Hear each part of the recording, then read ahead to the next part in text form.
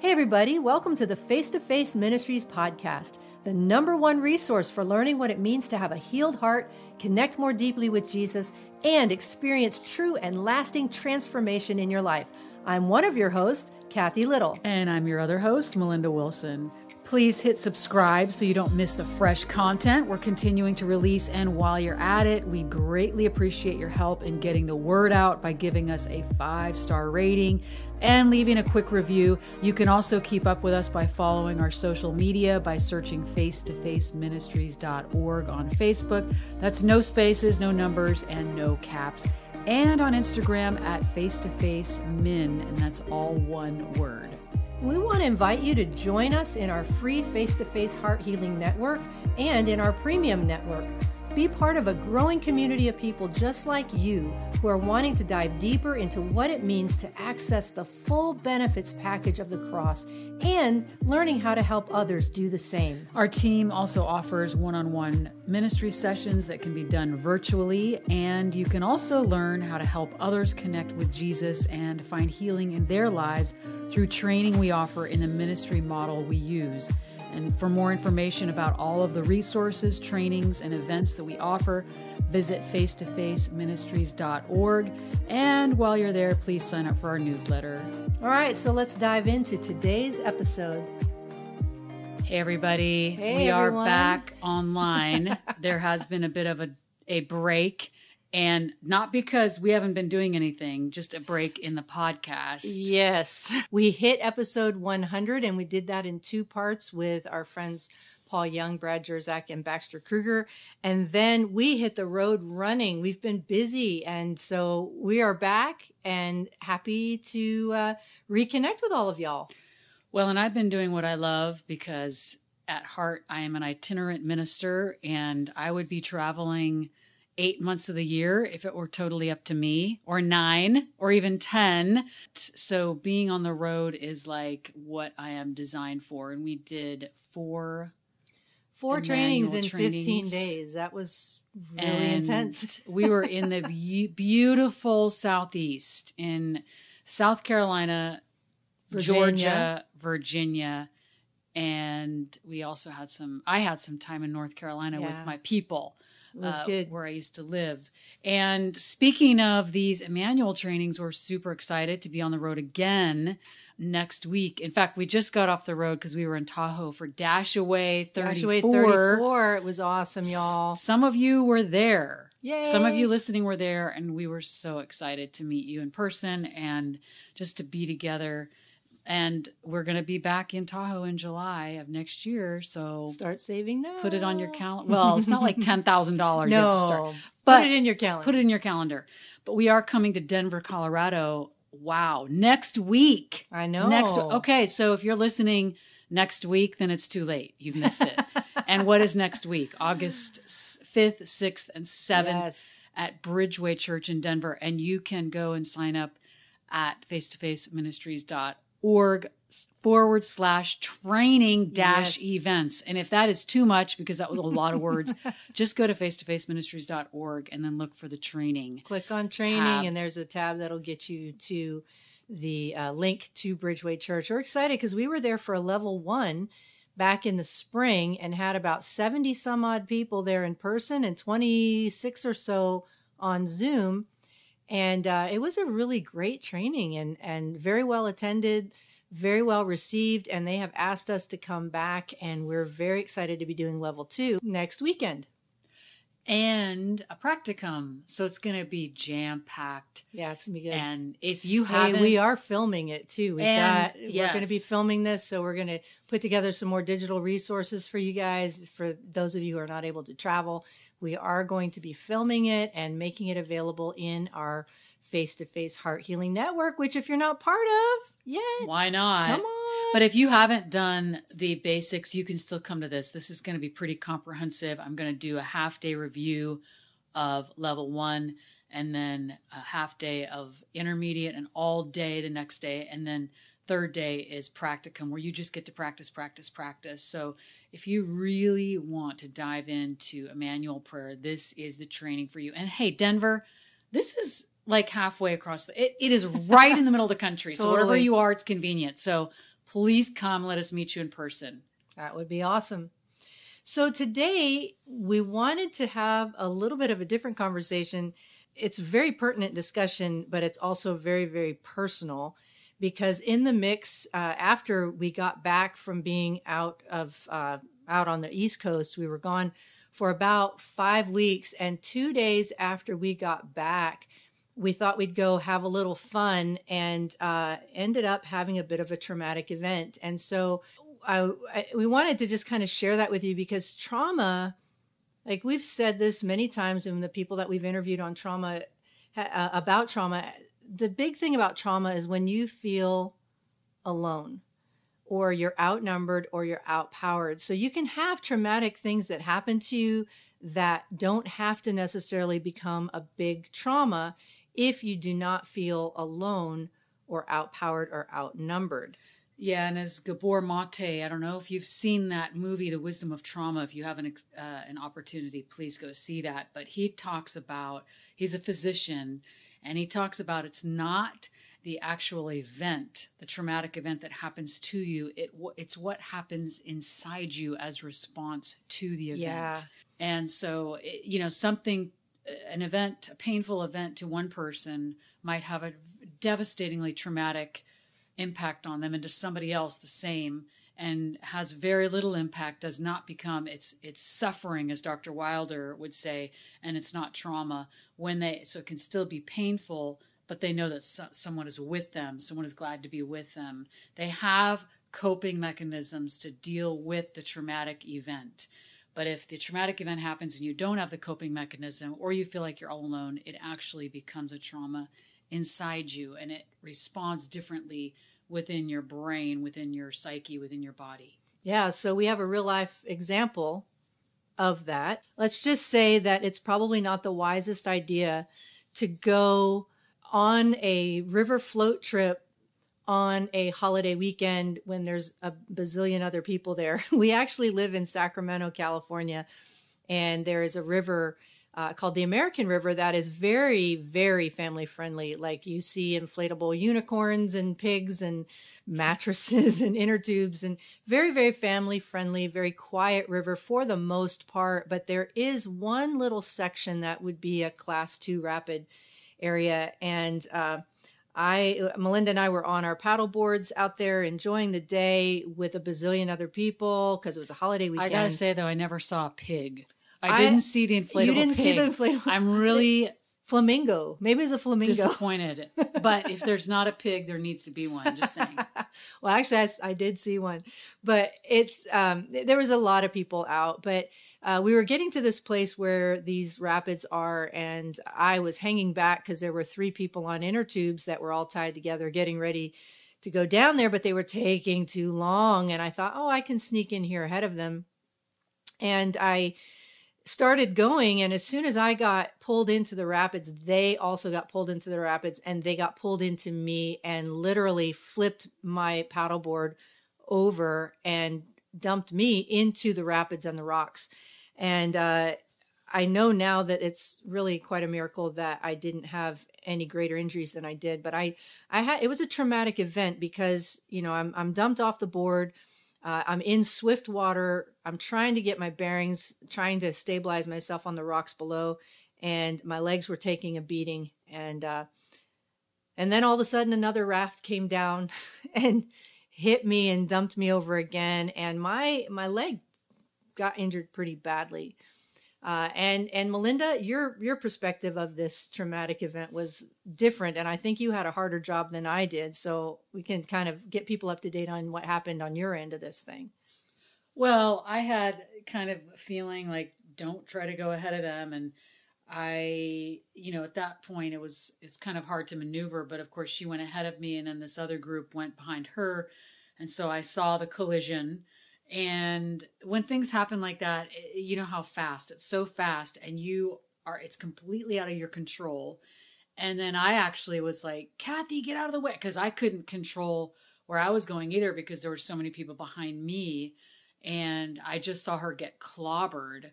I saw you. I shouldn't Yeah. say her because she's like literally. Well, we're talking like to them. three, So, yeah. But I saw her get clobbered, and there wasn't a darn thing I could do to help her, because then I'm trying to just stay afloat on my own board, and it's kind of like trying to save someone who's drowning. You've got to save yourself first. Yeah. And otherwise, if you both dive in, you're both going to drown. And so I knew that there was really nothing I could do except try to stay on my board, because I was also being pummeled by people. When you have a group of 10 people tied together in tubes and you're just on the paddleboard, you're kind of vulnerable. They kind of take up some space, because don't they?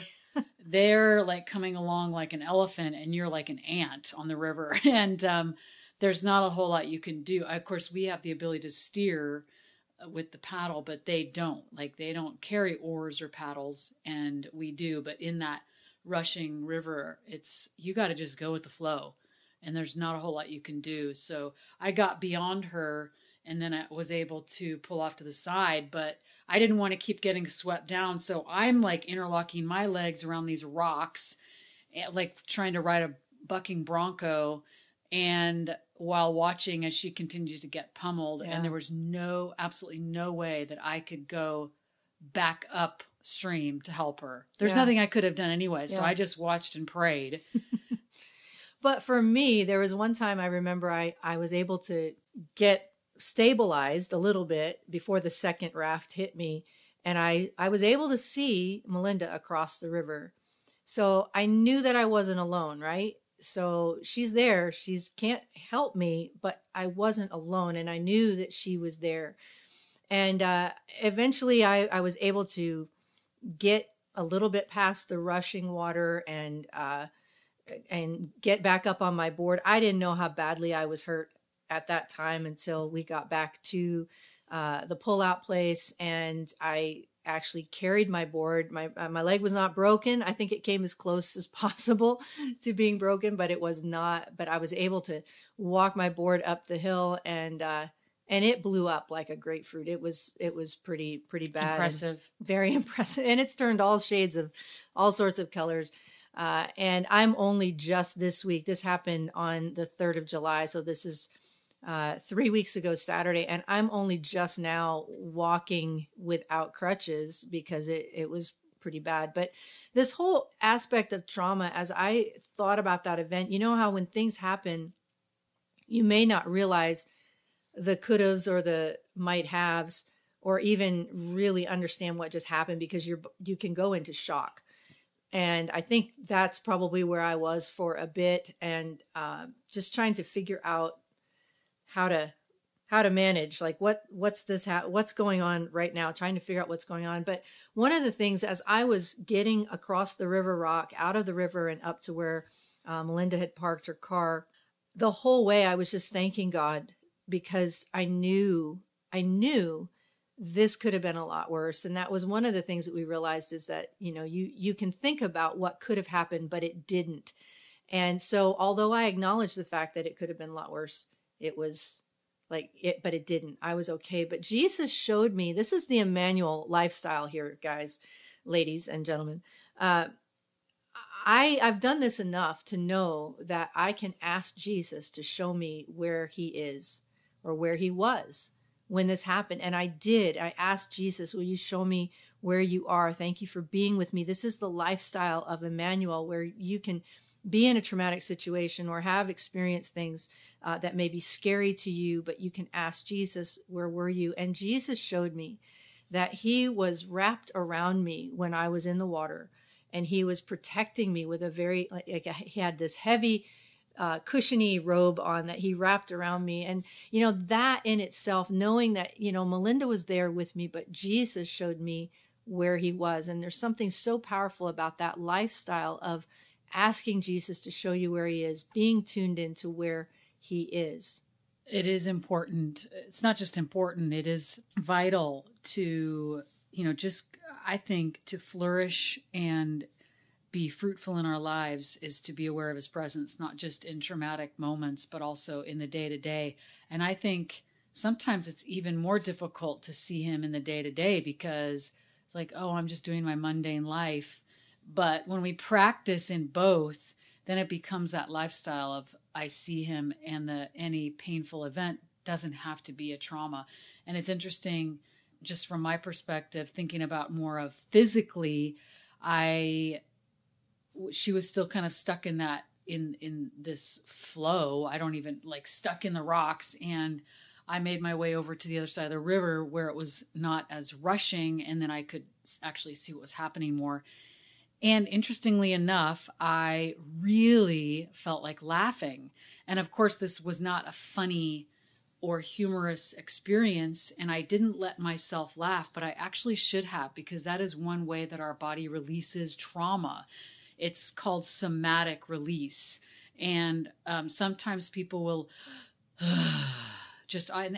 animals actually do that. They'll shake and then they'll do, and that is their body releasing the trauma. And I should have let myself laugh, but then my judgment part of me came up and said, oh my gosh, that is mean. She wouldn't have even seen me laugh, but it was an automatic response. Some people scream, sigh, laugh, shake, and that proved to me that I had just experienced trauma, because I wanted to laugh. My body was wanting to release that. So if you ever find yourself wanting to laugh at a very scary event, let yourself. Don't judge yourself. Even if something happens to somebody else and you want to laugh, just let it happen. Your body needs actually to release it. Otherwise, it's just going to stay stuck.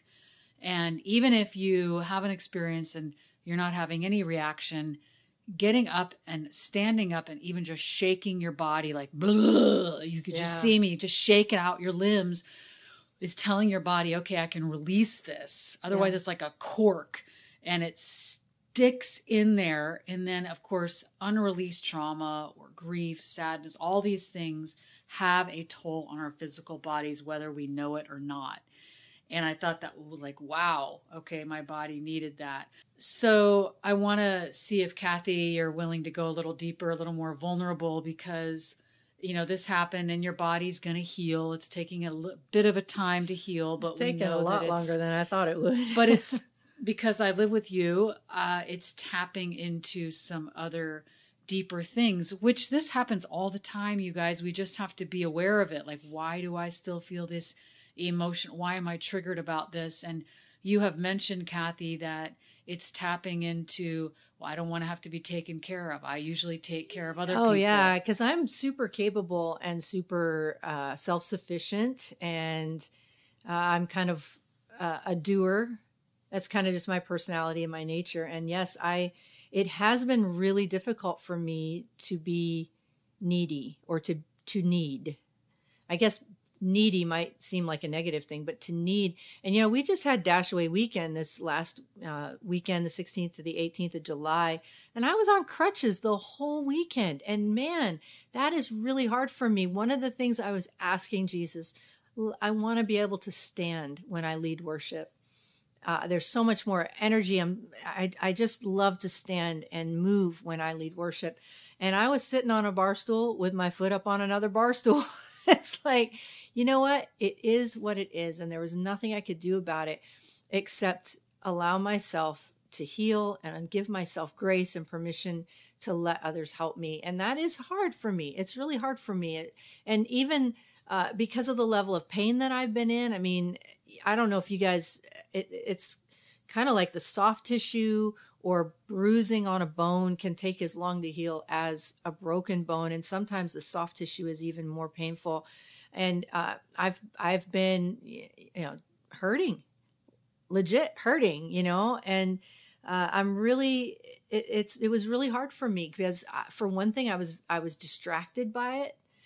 And then I was slow to do things, and energy. It takes so much extra energy to do stuff. And, now I'm hobbling around without the crutches, but it still takes a lot of energy. But yeah, you're right. When you have things like that are touching you in those tender places, and there's a level of vulnerability, feeling vulnerable, wanting to protect it, not get hit or bump it or anything. So it's been hard. Yeah. It has. And I don't think any of us like to be in that position of needing to ask for help all the time, or, can you reach this for me, or can you get that for me? And anyone who's ever dealt with chronic pain or a long-term illness or injury, it's kind of like, well, this is the norm for right now, not for always, but, and I keep reminding Cathy that it's not always going to be like this, but I'm wondering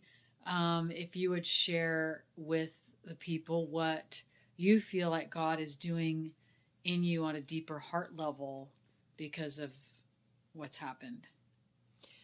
Well, I think that for one thing, it has drawn me. Pain is a great motivator. I don't know if y'all have noticed that, but like Melinda was saying earlier, is that it's one thing to go cry out to God when you're hurting. It's another thing to learn to recognize his presence and live in his presence day to day, and even when things aren't rough. And so for me, I'm being more intentionally connected. And where is he and what is he saying, and leaning into that. I know how to do this. I've been through hard times before. I've been through painful things. I know that pain is purposeful.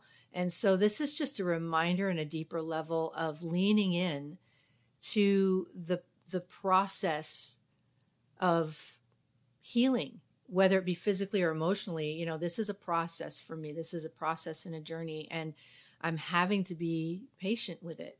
I can't rush the healing of my leg. I can care for it. I can do what I can to keep it comfortable and to not continue to aggravate the injury, but I have to give it time.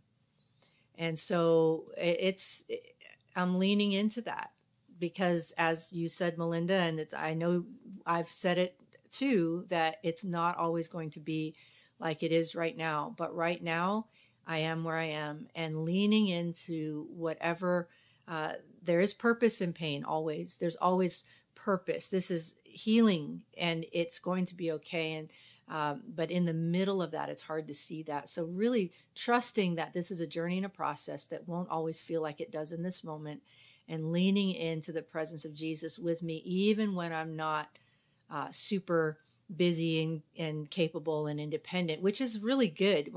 I mean, I think sometimes there's a lot of gold that comes out of not being able to be fully active and doing, and having to learn to just be. I think that's a big lesson, is learning to just be where I am, be who I am, be capable of what I'm capable of, and not put the extra pressure on me.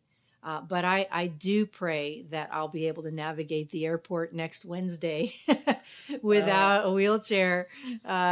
It's a little iffy today. We'll see. Well, it's not today, though. Like you true. Just said, just be right here, right now. One other thing that is coming to mind is not resisting the pain, but actually seeing it as a friend, and seeing it as a, what do you need from me? Just as a quick example, last week we had the wonderful joy of staying in Lake Tahoe a couple days after Dashaway, and I went swimming in the 67-degree lake. It was great. Yeah. But I don't know what I did, because I'd just been rowing a lot, the paddleboard, but I was underwater doing a swimming stroke, and then I got this pain like in my shoulder blades. I was like in my neck, and I was like, oh no, this can't. No, I've still got to paddle all the way across, like half a mile or more across the lake. I can't. And in that moment, instead of going, even, rebuking it in Jesus' name, which I think can sometimes be a spiritual bypassing thing, I actually welcomed. I said, okay, I hear you. I feel you. I love you. And this might sound weird to you, but it worked. I started sending love to that pain in my neck, and just saying, I recognize you, I feel you. And within about 30 seconds, it went away. And I've had that pain on my neck before, and it's like, it doesn't go away that quick, but just, it was like, oh, you're paying attention to me. And you kind of hurt me by inadvertently. And I'm like, I am so sorry. Okay. I feel you. I hear you. I see you.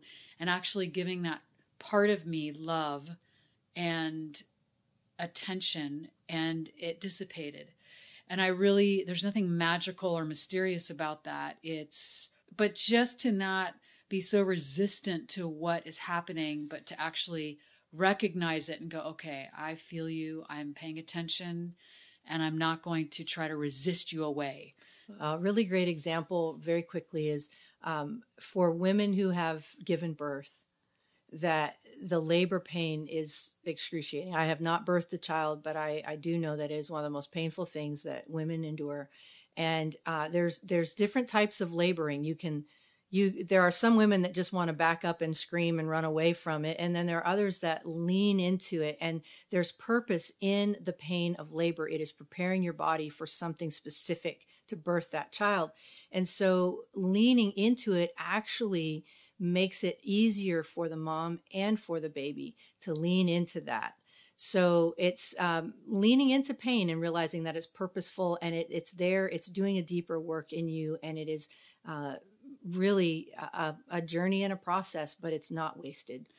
So with that, come and learn more again Yes, about learn more connecting about with connecting with Emmanuel Jesus. all the time as a lifestyle, not just if you want to be a healer, but this is a way of life, just what we've been talking about, experiencing his presence. This is real life. This is like letting you guys into some reality here. We're not like just the host that everything's cool. No, we actually deal with stuff like you do. We're normal people. Well, they know that. There's never any qualms, I don't think. Y'all know we're real. No, there's no illusions about us being anything but normal like everybody else. So, but come and join us and meet us, because we'd love to sit down and have a chat with you, have a drink, a coffee. I mean, you know what I'm saying, have a meal.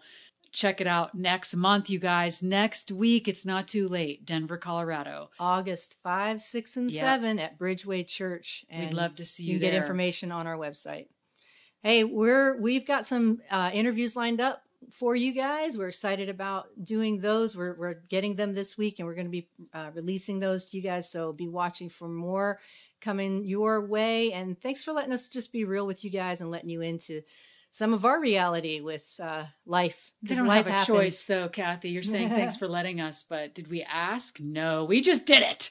We just Well, they kept listening. If they got this far, thank you for listening, y'all. We really appreciate it. And give us a shout out. Tell us what you're appreciating about listening to. We'd love to hear from you. Any questions, comments, and thank you again so much for listening. We deeply appreciate your support and you're being with us. All right, you guys, we'll see you soon. See you soon. Thank you for joining us today. If you're enjoying this podcast, please share it with your friends. And please stay tuned for more great content coming your way.